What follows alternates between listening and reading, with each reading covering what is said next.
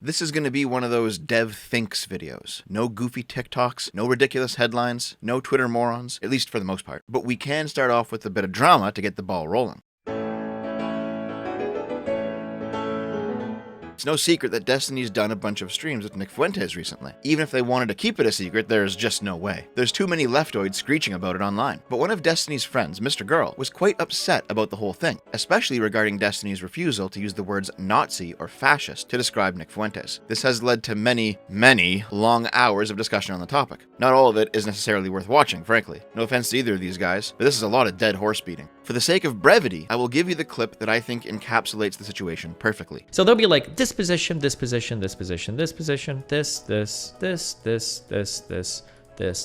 So these are like the political positions that people have. And these are the things that I'm most interested in arguing with. This is what I want to fight about. I want to fight about what you think about that, or what you think about this, or what you think about that. But people seem more concerned with like, can we group all of these together and call them this? The problem is that this is one definition of Nazi. It might include these traits. Here's another definition of Nazi. It might include like these traits. Here's another definition of Nazi. It might include like these traits. Here's another definition of Nazi. Might include, we'll say these traits. Maybe it encompasses something else here. And people are fighting over like, what's your definition of Nazi? And this is the entire conversation of the sub. Is it this? Is it that? Why would you call him this? If you meet said, well, he did this, he said that, and he did this, and it's like, okay, hold on. Wait. I don't care about any of this. I just want to focus on these things. This is what I talk about. This is what I do. I'm not interested in like giving you a particular political label or assigning you or ascribing to you some shit. I don't really care, because the problem is that when I use this definition, let's say that I define Nazi like this, okay? What you really want is you want this. And this thing right here is your moral condemnation. That's what you're looking for. People are looking for this thing, which is bad. Nazi, bad. This is what you want. And the problem that people are running into, you might not realize this, but the problem that you're running into is that I'll talk about this, and I'll talk about that, and I'll talk about this, and you're like, no. I need you to call him a Nazi. And when you call him a Nazi, you're pretending that it's because, well, look, Destiny, he's got this and that and that and that. Is he a Nazi? You don't care about that, though. What you really want is you want this. That's what you want. You want the moral condemnation. That's all you're concerned about. And this thing here is the last thing in the world I care about. I don't give a fuck about this thing. Because to include this thing, it already excludes anybody that would consider themselves any of these things. They're necessarily not going to see themselves as evil. They're obviously, because they believe these things. But it's telling, because we'll agree on this, and we'll agree on that, and we'll agree on this, and we'll agree on that, and then you'll get mad pretending that I'm not grouping these things together. You're like, why won't you just call him a thing? It's like, well, why do you care? If we already agree on all this shit, why do you care if I call him a thing or not? And you're like, because you're obfuscating, because you're hiding what he really is. Well, what am I hiding? If I agree on this, tell me, for Nick Fuentes, and this would be a challenge to the subreddit, what am I hiding about Nick Fuentes when I'm calling him this, or this, or this, or this? And the answer is like, well, you won't call him a Nazi. Why do you care if I don't call him a Nazi, if I identify as a person? And the real reason is because you want this. You want this here. This is what I'm hiding by not calling him a Nazi. I'm not including the he is evil or bad part. That's the issue. But that's just the part that I don't really care about. I don't care about this. I just don't really give a fuck about it. This state of affairs is largely due to the overuse and misuse of terms like Nazi and fascist, to the point that the words have been destroyed, at least online. They now only refer to whatever the speaker considers to be evil. An example given repeatedly in these convos was when Vaush called President Bush or Justice Scalia fascists, even though they really don't have anything that makes them fascists, except for Vaush's hatred. How are Bush or Scalia a fascist? So with Scalia, I would need to go back over the case rulings that he's given, because I don't have a great memory for the judicial stuff. I said that earlier. I'd be happy to come back with a lot more arguments, because this is stuff that I half remember from podcasts that I've listened to and articles that I've read and conversations that I've had. With Bush, I think the argument is a lot more direct, and it's obviously something I remember a little bit more directly. I think that Bush, the obvious ones, the straightforward ones, are obviously the 2020 election and Sure. a nepotistic relationship between George Bush and a person already in power in order to undemocratically secure an election to which he otherwise probably didn't have a right. I think that's definitely in line, at least with the anti-democratic element of fascism, though it's nowhere near as overt as what Trump did, of course. I'll get back to this in a second, but I've got to throw some books at you. I won't go into super detail on any of them. They're each deserving a video on their own that maybe I'll have time to give you one day. I just want you to know what kind of rabbit hole I've gone down recently. There was a pretty big event in this channel's history about a year ago that I know y'all know about, which motivated me to read a stack of literature on fascism in an effort to understand the ideology. The beginning point of this journey was me nagging Sargon to read Zeev Sternhell's Neither Right Nor Left, which he eventually did, and made a book club video on with Callum. The TLDR is, Sternhell was a historian and a Polish-born Jewish Holocaust survivor who, after the war, devoted himself to studying fascism. Neither Right Nor Left is primarily a history book, and it pins the origins of fascism not on Germany or Italy, but instead on France, specifically out of the ideas of the French socialist and syndicalist Georges Sorel, who envisioned a pairing of nationalism with the revolutionary left, as the task was not a revolt against the bourgeois of Marx's time, the nationalist-oriented nobility and selected leadership, but instead against an internationalist, capitalist bureaucratic class of globalist elites. It was this Sorelian socialism that became the ideological basis for Mussolini's fascism. That opened the floodgates for me, and I began to look at multiple other positions on fascism. The mass psychology of fascism is an analysis of fascism from a psychological and socialist perspective. Wilhelm Reich, as a Freudian, traced the support for fascism among the working class back to sexual repression, and advocated for a cultural shift towards total sexual openness and the complete dispensing with traditional sexual morality in order to combat fascist tendencies. As a direct continuation of Reich's work, the Italian communist Mario Mieli penned the pamphlet Towards a Queer Communism, where he advocated making love to children to desensitize them to sex, as a form of anti-fascism. Meanwhile, Hayek's The Road to Serfdom is a discussion of fascism from a libertarian point of view, focusing specifically on fascist economics. His argument was that when the individual loses the ability to make economic choices for themselves as a result of central planning, what inevitably follows is a total loss of freedom, the creation of an oppressive society, the tyranny of a dictator, and the serfdom of the individual. Hayek wrote in the context of an era where the popular view of fascism was that it was a capitalist reaction against socialism, something that Lenin popularized with his famous quote, "Fascism is capitalism in decay." Liberal writers would eventually take up positions closer to Hayek's than Reich's, all drawing comparisons between the socialism of the Soviet Union and the fascism of the Axis powers. There's two books that serve as foils for each other. The first is The Wages of Destruction, by Adam Tooze, an open communist. The second is Hitler's Beneficiaries, by Götz Ali, a German historian. They both examine the domestic economic policies of Nazi Germany, with Ali saying that the socialism of National Socialism was not simply propaganda, but was actually reflected in the extreme amount of social mobility and wealth that the German working class gained from the Nazis, in order to keep them complacent, while Tooze naturally rejects Ali's conception of this as real socialism.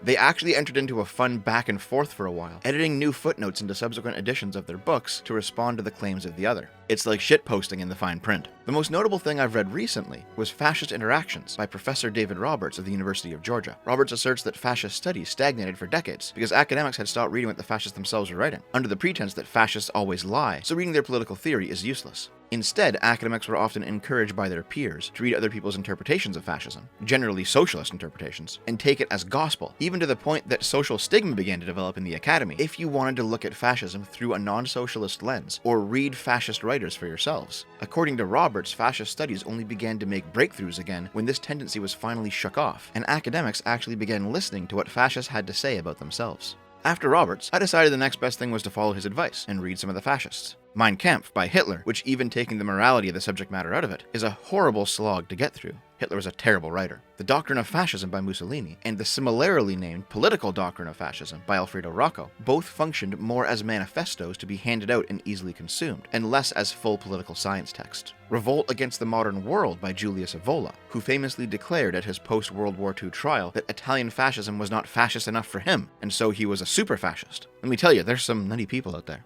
While I've learned a lot having read just this much stuff about fascism, I think on some level Destiny is correct. Demanding that you use an emotionally charged term like fascist isn't about the ideas behind the word, but the moral condemnation attached to it. And the word itself has become meaningless, which is a shame because the ideas of all of these people need a way to properly describe them. On Destiny's subreddit, this very long thread was posted, describing a highly academic definition of the word Nazi, and why Nick Fuentes doesn't fit the bill. The issue with this is, despite it being accurate, it also means that per this definition, there's pretty much no Nazis today. Now, I'm okay with that. I can just let the Nazi label fade into history personally, but a lot of people can't. For them, it's too politically useful.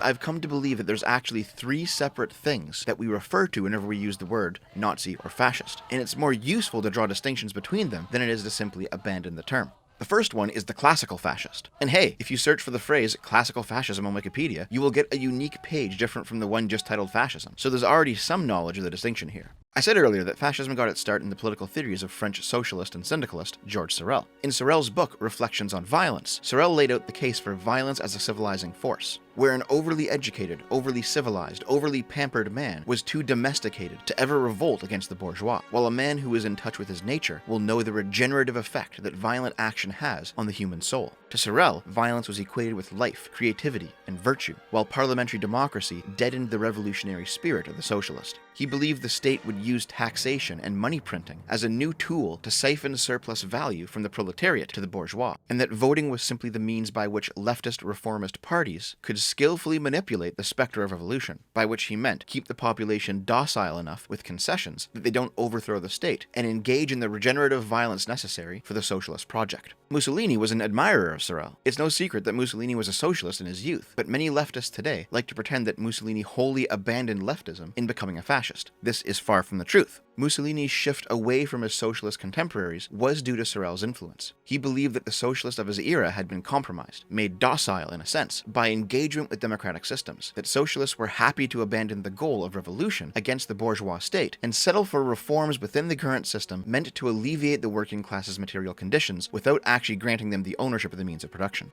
At the same time, Mussolini operated within the shadow of the mutilated victory. Here's the TLDR on that. The Italians fought a war of independence to free themselves from the Austrian Empire in the 1860s, after a cohesive Italian ethnic entity began to emerge, to the point that the Italian people desired to be unified under King Victor Emmanuel II, rather than continue as a collection of city-states. However, as is the case with almost all events like this, many ethnic Italian citizens and lands remained within the Austrian Empire even after formal Italian unification.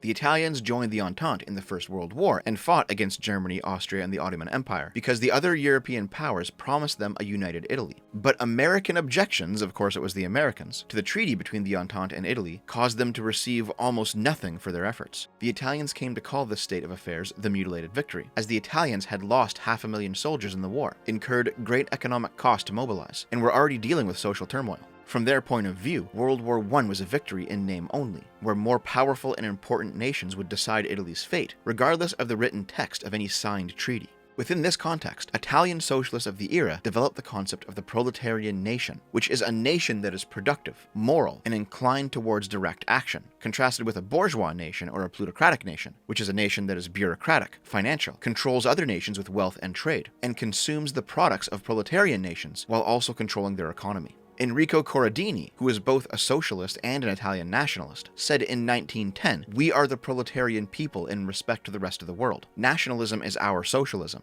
This established, nationalism must be founded on the truth that Italy is morally and materially a proletarian nation.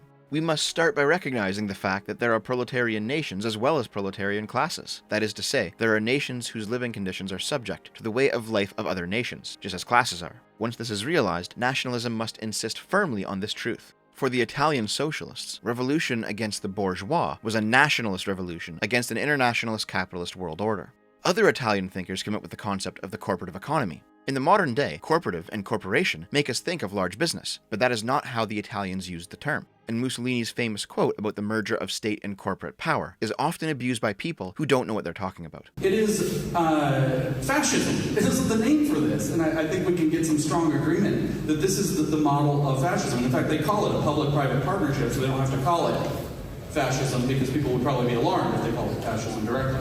Okay, so none of this has anything to do with fascism. I don't know why the word is invoked. Also, I think that this entire conversation betrays like a huge misunderstanding of the efficiency of capital markets in the United States and across the world. Can I break up for 1 second? How many of Klaus Schwab's books have you read? Because I read absolutely none of them. Give me a definition of fascism that would be incorporated in this. It's the fusion of public and private. It is the corporatism of...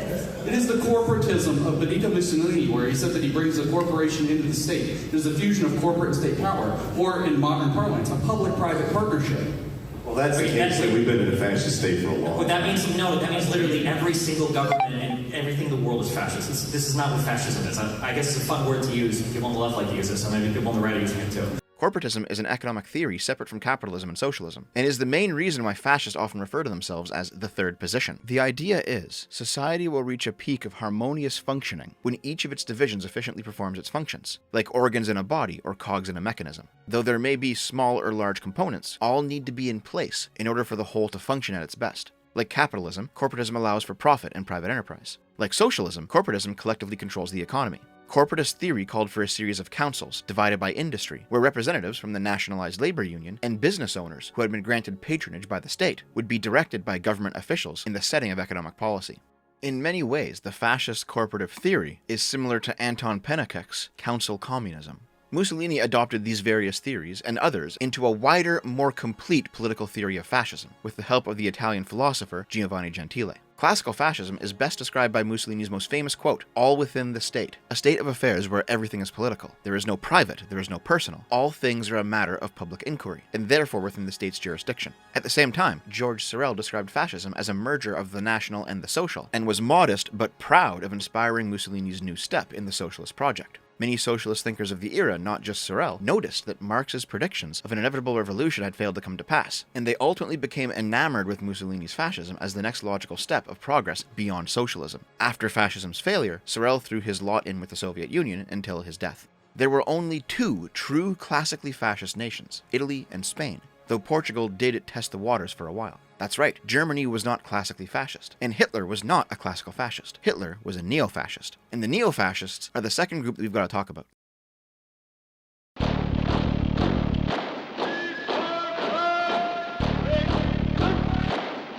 You know how a lot of leftists online like to make the claim that Hitler wasn't a socialist? He killed all the socialists in the Night of the Long Knives. On June 30th, 1934, Hitler conducted a purge where he killed a bunch of his political opponents. One of the groups he targeted and wiped out were the Strasserites. Otto and Gregor Strasser, two German brothers, led the Strasserite faction of the Nazi Party. They were colloquially known as left Nazis or left fascists. Strasserism called for a mass action worker-based form of Nazism, where anti-Semitism was justified due to its anti-capitalist component. Gregor Strasser and his supporters were killed on that night, while Otto had fled Germany a year prior. So whenever a leftist leaps to the defense of the socialists that Hitler purged, feel free to remind them exactly who they're defending. Also, as a quick aside, this sounds a lot like Trotsky's own purge by Stalin that I described a few videos back. It's almost like socialism as an ideology naturally creates the environment for people who are only interested in power to appear, seize control, and purge those who are more ideologically devoted to socialism. This is why they always say it wasn't real socialism, and it's also why it never will be. The reason we're talking about the Strasserites, though, is because the Strasserites were more classically fascist, and the Hitlerites were neo-fascist. Unlike the classical fascists, the neo-fascists don't have an ideological commitment to the idea of the corporative economy.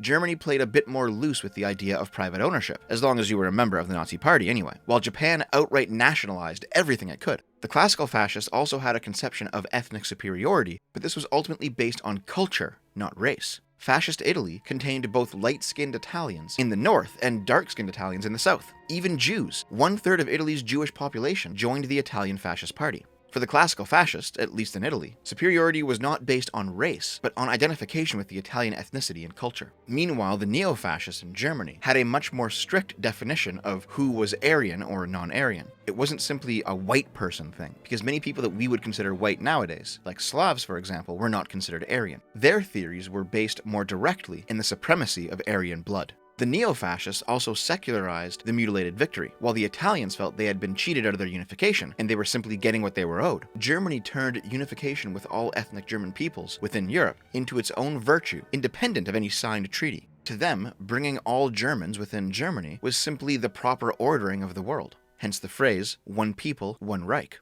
The neo-fascist also entangled race and spirituality and land in a way that hadn't quite been done before. For the Germans, the claim of Aryan superiority stemmed from some rather wacky Nazi occult beliefs. To them, the organized indigenous religions of Europe were an active hindrance. The classical fascists treated religion more pragmatically, simply as another organ of society that was to be brought under the control of the state. Another difference between them was in their conception of anti-politics. The neo-fascists took Sorel's conception of regenerative violence and pushed it to the extreme, believing that politics itself was a capitalist and Jewish, in the case of Germany, corruption of the human spirit. In their view, because politics is the vehicle by which we non-violently solve our disputes, politics is a castrating force. If politics serves to lengthen the distance between having a disagreement and the outbreak of violence, the neo-fascist seeks to shorten that distance as much as possible. Hitler used the phrase anti-politics to describe this desire, and anti-politics has been a component of populist movements on both the left and the right. Neo-fascism's rejection of democracy is a component of anti-politics, while the classical fascist rejects democracy as a consequence of sublimating everything to the state.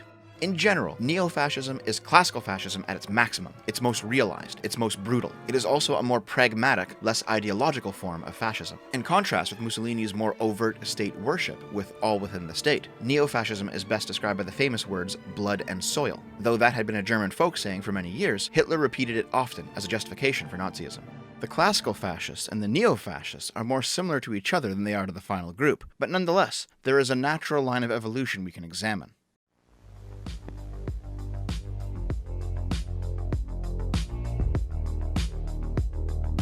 The third group are the post-fascists. These are the modern-day fascists, the ones that you are most likely to encounter nowadays. Outwardly, these people seem quite different from the first two, to the point that they often mask their intentions by appealing to this difference. Hey, we're not members of the National Socialist German Workers' Party. We don't believe in the Aryan master race, but they are connected in a few key ways. And in order to explain how, I need to explain to you the concept of spontaneous order. Spontaneous order is, well, exactly as it sounds. It's when order generates on its own out of chaos. Primarily an economic theory, used to describe how markets tend toward equilibrium, but it does have uses outside of economics. Spontaneous order describes the various types of social orders that exist within human social networks that are generated by the behavior of independent, rational, self-interested people, who are not intentionally trying to create a social order through planning. Large swaths of anarchist and libertarian political theory relies on spontaneous order, with the belief that the state and its mechanisms are not necessary, because free people will naturally recreate all that they need in a decentralized manner. For example, anarcho-capitalists believe that the state's market regulation isn't necessary, because free markets will naturally self-regulate. Meanwhile, anarcho-communists and libertarian socialists believe that the state isn't necessary, because it's the state's mechanisms that create and uphold property and capitalism, and without it, communalization of everything is inevitable. They believe in the absence of the state that people will just naturally communalize everything. So, the post-fascists believe, and this is going to sound a bit wild, so hold on to the edge of your seats, the post-fascists believe in a form of fascism that comes about due to spontaneous order, a libertarian fascism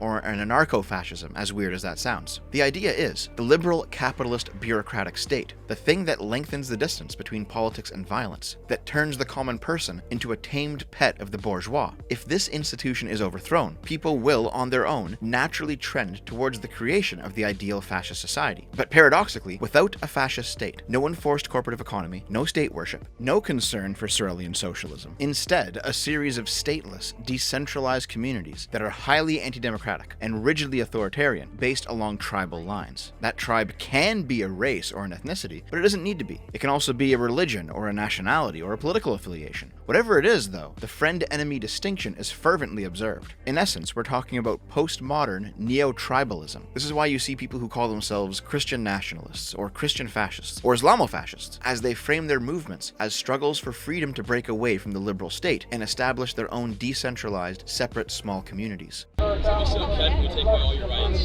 It's gonna be so fucking every single one. These people generally don't have any sort of racial or ethnic superiority narrative either. Where the Italians appealed to unity and the Germans appealed to supremacy, the post-fascists reject both of these ideas. For a post-fascist, the only difference between you and an opposing tribe is that you are your tribe and they are theirs. No further justification is needed to treat the other as an enemy. No supremacy narrative, no past slight. The difference itself is enough. Additionally, for the post-fascist, religion and spirituality has already been laid bare by the Enlightenment. Nonetheless, the spiritual impulse is what drives people to take action. Taking a page from both Evola and Hitler, the post-fascist believes that he can simply construct a new mythology out of thin air, one that will serve to unify his community and provide the most social utility, regardless of truth or tradition. If everything is all simultaneously fake and necessary, then why not just tell the most politically effective lies? More so than the other forms of fascism, post-fascism is anti-ideological and extremely opportunistic. Post-fascism is anti-democratic, but where the classical fascists rejected democracy as a side effect of state expansion, and the neo-fascists rejected it for ideological reasons, the post-fascists reject it as a failed experiment. They blame all of the ills of modern society on the democratic project itself. After all, if you wouldn't tolerate somebody else voting on what you should do in your private life, why should you tolerate people outside your community voting on what goes on within it? Post-fascism also has a thirst for violence. Where the classical fascists leaned on Sorel's conception of violence as a revitalizing vitalizing revolutionary force, and the neo-fascists conceived of anti-politics, of shortening the distance between disagreement and violence by subverting a liberal society. Post-fascists, like the libertarians and the libertarian socialists they're related to, believe that politics itself is violence. That when you vote or otherwise engage in politics, you are already committing violence against those you disagree with, since the state will enforce your laws on them if they lose the vote. So there's no difference between normal political engagement and actually,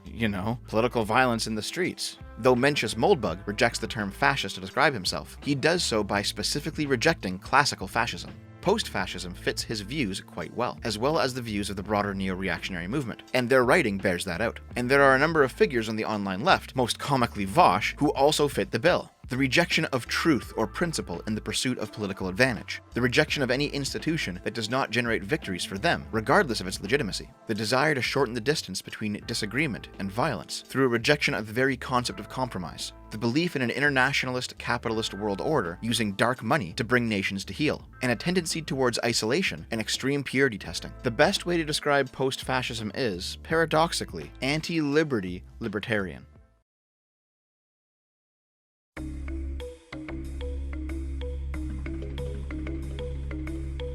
I have presented these three positions, classical fascist, neo-fascist, and post-fascist, for the most part impassionately, and without my own judgments attached, because I want you to hear the ideas for yourselves and make your own judgments on if they're good or bad. The best way to do that, by the way, is to read that big stack of books for yourself too, but I doubt you're going to do that. And it would be unreasonable to expect it of you, considering just how fringe these people are, frankly. A lot of people on the left say that fascists lie, or fascism is incoherent, or whatever else. These people are stupid. Fascism does contain some outward contradictions, but careful examination shows these are just products of ignorance. For example, the phrase reactionary modernism was coined to describe how the classical fascists and the neo-fascists appeared to be simultaneously reactionary and revolutionary, a concept that leftists in academia just couldn't wrap their head around until, like David Roberts said, they stopped looking at fascism through a socialist lens, which was, really, politically motivated to erase the history of fascism blooming out of Sorel's socialism. Mussolini and Hitler both explicitly rejected de Maistre's reactionary views, and they had no desire to reconstitute the old institutions of medieval Europe. They were searching for an alternative, anti-liberal, anti-Marxist future, but it was still a futuristic vision in the end. The paradoxes of post-fascism seem similarly inscrutable, but they are laid bare once you understand the anti-democratic, anti-capitalist, and anti-freedom elements of that movement. Just as today's radical socialists claim that you cannot be on the left without being a priori anti-capitalist, today's radical fascists claim you cannot be on the right without being a priori anti-democratic. As for what I believe, I'm against all of it, all three fascisms. I'm against all the socialisms too. I have no problem in proudly proclaiming myself as an open liberal nationalist, maybe even a liberal supremacist at this point. I value parliamentary democracy, but I also value a government that has appropriate anti-democratic elements. I value private property, but I also value a social safety net. Not as a right, that's stupid, but as a privilege that wealthy nations should strive to afford. I am distrustful of institutions, but I'm not a doomer. I believe reform is possible, and that things are not nearly so bad that revolution is required. There are people who used to associate with me who, for some reason, thought that I was dog whistling, as they were, when I said that I was a classical liberal or a centrist. Those are the people that I would call idiots. So if you wanted to, you could make the argument that Nick Fuentes is post-fascist, if the discourse surrounding that word wasn't so toxic. But Destiny's correct. The real question is, are those political positions any good? Because every bad ideology, even the different flavors of socialism and fascism, have a few good positions that we would be wise to consider. But it's my opinion that for the overwhelming majority of them, the answer to that question is a resounding no. Anyway, this has been a grueling video over a year in the making, a lot of that just reading boring stuff, so I'm gonna go take a nap. See you later, guys. I love you. Oh, also, never bring up Umberto Eco's 14 points unless you are a retard. Do we really want me to read out Umberto Eco's 14 points? No. No, we really don't.